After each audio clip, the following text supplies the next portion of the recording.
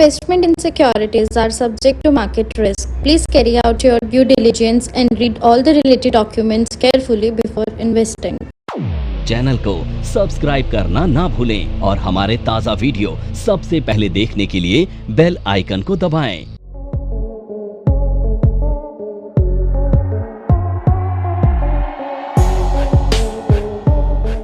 Hello दोस्तों, आज आपसे एक बहुत दिलचस्प बात करना चाहूँगा मैं, क्योंकि यूजुअली ऐसा था कि मैं कुछ दिनों से अपने दोस्तों के साथ ज़्यादा मिल रहा था, क्योंकि I was having some leisure time.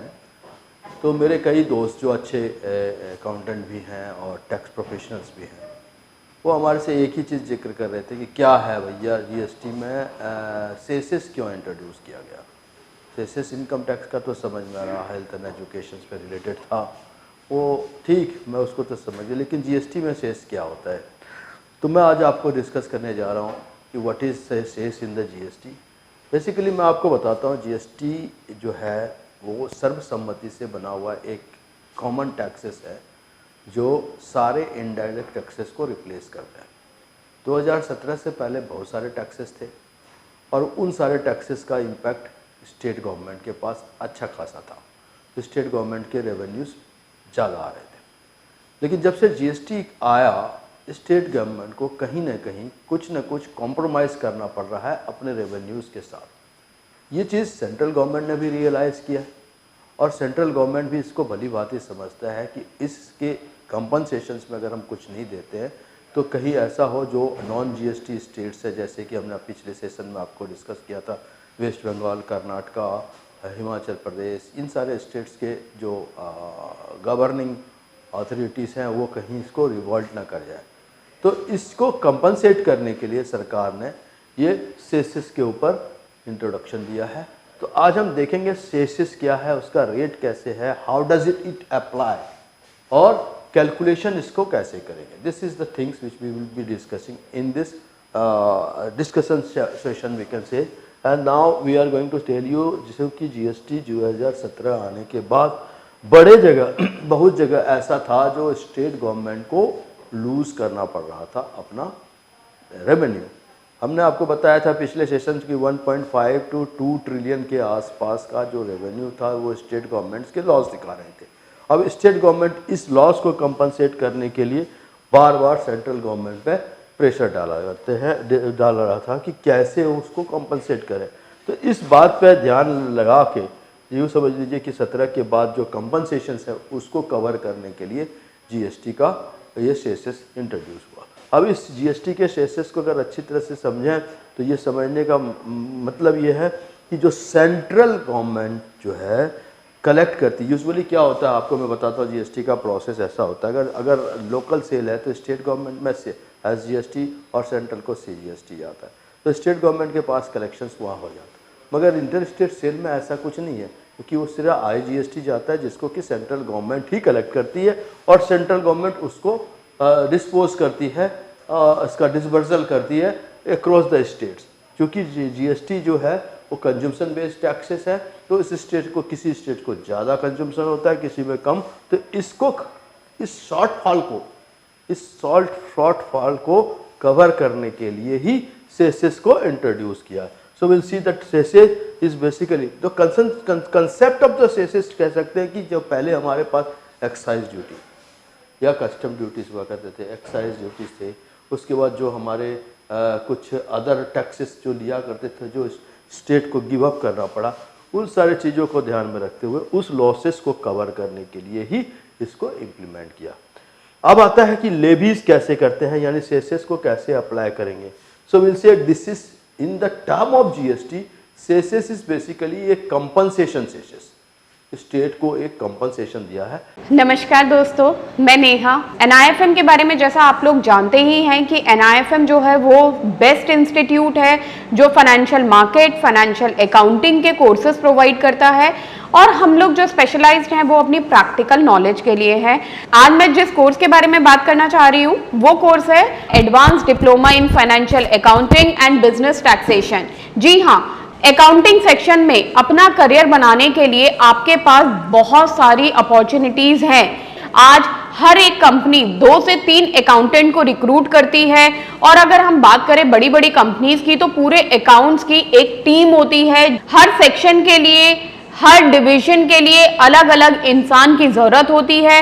तो वो इंसान आप क्यों नहीं है? आप वो इंसान तभी बन सकते हैं जब आपके पास किसी डिग्री के साथ साथ कोई प्रोफेशनल क्वालिफिकेशन होती है।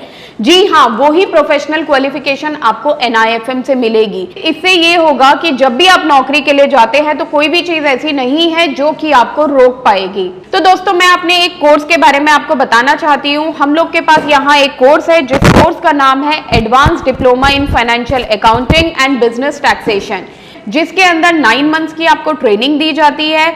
हमारा जो कोर्स है उसके अंदर टोटल 10 मॉड्यूल्स होते हैं, जिसमें accounting, GST, tally, ERP 9, companies act, payroll management, ESI and PF and MIS system, ये सारी चीजें आपको उसमें सिखाई जाएंगी। तो दोस्तों, फिर इंतजार किस चीज का है?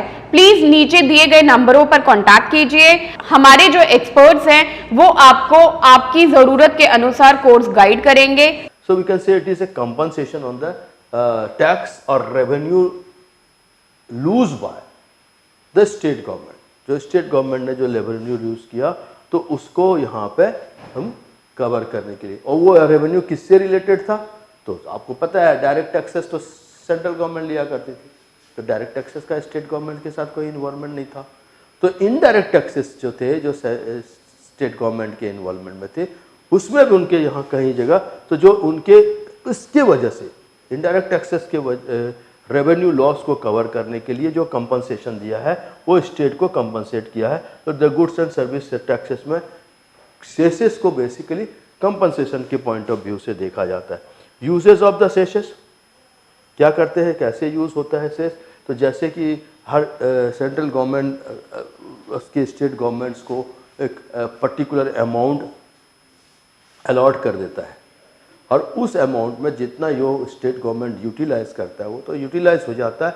जो बैलेंस बच जाते हैं, इसको ध्यान से सुनिएगा, जो बैलेंस अमाउंट बच जाता है उसको फिर दोनों ने बराबर बराबर बांट लेना होता है, सेंट्रल और स्टेट गवर्नमेंट। तो इस तरह से half way of the taxes which was not used by the state government will be used by central government. तो this is what अगर यूनियन टेरिटरी है तो उसके इसमें यूनियन टेरिटरीज का लेते हैं कंसेप्ट और इस बेसिस पे हम करते हैं। तो आई मीन टू से कि अगर मान लो आपने $1 trillion currencies of Indian currencies आपने दे दिया किसी पर्टिकुलर स्टेट को, उसमें से उसने 50,000 के आसपास उस करेंसीज को यूज़ कर लिया, और जो बैलेंस 50% है उसका, वो 50% जो है वो दोनों बाद में 50-50 बांट लेते हैं। तो this is what is this. अब ये सेसेस कहाँ कहाँ पे किस वजह से इम्प्लीमेंट हो रहा, तो इसको देख लेते हैं कि दीज आर द आइटम जिसके ऊपर सेसेस जो है अप्लाइज होते हैं बेसिकली, जैसे कि पान मसाला है, तंबाकू से। अच्छा दोस्तों, आपको बता दें कि नया जो एक्ट आया है GST में, जो नए चेंजेस आए हैं उसमें इन सबको एक अलग जगह पर एक अलग कैटेगरीज में रखा है। बेसिकली जो साइन आइटम्स है, जो सिन आइटम्स हैं, उस सिन आइटम्स को एक अलग जगह पर रखा। तो these are the terms which is comes as a sin item, और इसमें ज़्यादा से ज़्यादा टैक्स लगाने की कोशिश किया, यानी 40% के कैटेगरीज में शायद, I am not sure about that, it will be displayed, this will be inform to us within a day और 2 आ जाएगा। लेकिन मैं बेसिकली यहाँ कहना चाहता हूँ कि जो सिन आइटम्स हैं, वो सिन आइटम्स में तंबाकू है, फिर हम तंबाकू फॉर मैन्युफैक्चरिंग इंडस्ट्रीज़ हैं, कोल है, ब्रिक्स हैं, ये सारी चीज़ें जो है, एडिटेड वाटर है, यानी ऐसा पानी जिसमें कि हम सोडा वगैरह मिला के बेचते हैं, उसके ऊपर एडिटेड वाटर है, मोटर कार के कुछ पार्ट्स हैं, व्हीकल्स हैं, जिसकी की प्राइसिंग कुछ हाई होता है, उन सारे चीज़ों के ऊपर यह आप नए GST रूल में उसको थोड़ा सा बढ़ा दिया गया है, और बाकी मिडिल क्लास को यूज़ करने वाले सारे आइटम्स में बड़ी ही रियायत दी है। तो इस चीज़ में यहाँ पर देख सकते हैं, इन सारी चीज़ों के ऊपर पहले सेसेस को कंपनसेट किया जाता था स्टेट गवर्नमेंट और सेंट्रल गवर्नमेंट की सहमति से। ये कोई एक स्टेट के या सेंटर के कहने से नहीं, दोनों की रजामंदी से ही ये संभव है, और इस तरह से कैलकुलेशंस होता है, और विल सी कैलकुलेशन कैसे होते हैं। So it's simple calculation is there, जिसको कि हम आपको बताना चाहेंगे। सपोज कि आप 100 रुपीज़ का एक item if you by under the GST 100 rupees का, तो उस पर 18% GST अगर लगाते हैं तो इसका GST हो गया 18 रुपये। So will say if the amount is of 100 rupees, जिसका कि बेस वैल्यू 10 है, परचेस करते हैं। ऐसे कोर्स के बारे में बात करना चाह रही हूँ जिस कोर्स को करने के बाद आपके लिए सारे दरवाजे खुल जाते हैं। आप जो करना चाहें वो कर सकते हैं। आप इस फील्ड में जॉब करना चाहें, आप जॉब कर सकते हैं। आप अपना खुद का ब्रोकिंग हाउस ओपन करना चाहें, आप अपना ब्रोकिंग हाउस ओपन कर सकते हैं। आप सेल्फ ट्रेडिंग करके पैसा कमाना चाहें, आप वो कर सकते हैं। आप फ्रीलांसिंग करना चाहें, वो कर सकते हैं। तो दोस्तों, ऐसी चीज आपको कहां मिलेगी जिसके बेसिस पर आप कुछ भी कर सकते हैं और बहुत सारा पैसा अर्न कर सकते हैं। कोर्स का नाम है advance diploma in financial market management. Advance diploma in financial market management जो कोर्स है, ये NIFM national institute of financial market का सबसे बेस्ट कोर्स है, क्योंकि जिस भी स्टूडेंट ने ये कोर्स किया है वो आज बहुत ही अच्छे लेवल पर जॉब कर रहा है। Advance diploma in financial market management के कोर्स की ड्यूरेशन है 1 ईयर, और 1 ईयर के अंदर हम लोग आपको वो सारी चीजें सिखाते हैं जो चीजें रिक्वायर्ड होती है इस इंडस्ट्री में एंटर करने के लिए।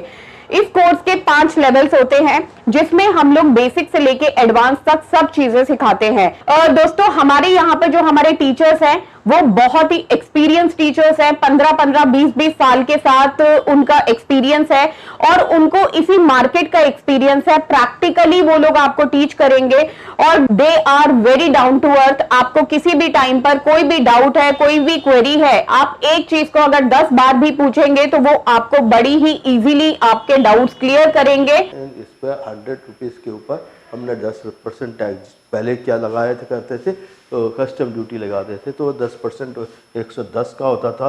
वैसे ही अगर उसका प्राइस हमने 10 रुपये बेस प्राइस बढ़ा दिया तो वो अब इसके पास इसके ऊपर जो हम इंटीग्रेटेड GST लगाते हैं वो 18% लगाते हैं। तो 110 रुपये का 18% GST हो गया 19 रुपये 80 पैसे। अब देखिए 19 रुपये 80 पैसे जो टैक्स है वो बेसिकली 29 रुपये 80 पैसे के कंपैरिजन में कम है। तो यहाँ पे हमारे को इसको कंपैरिजन करने के लिए 10 रुपया जो है वो अनदर ऐड किया जाता है, और इस एडिशनल का वो कहते हैं कंपनसेशन टैक्सेस या सेसेस।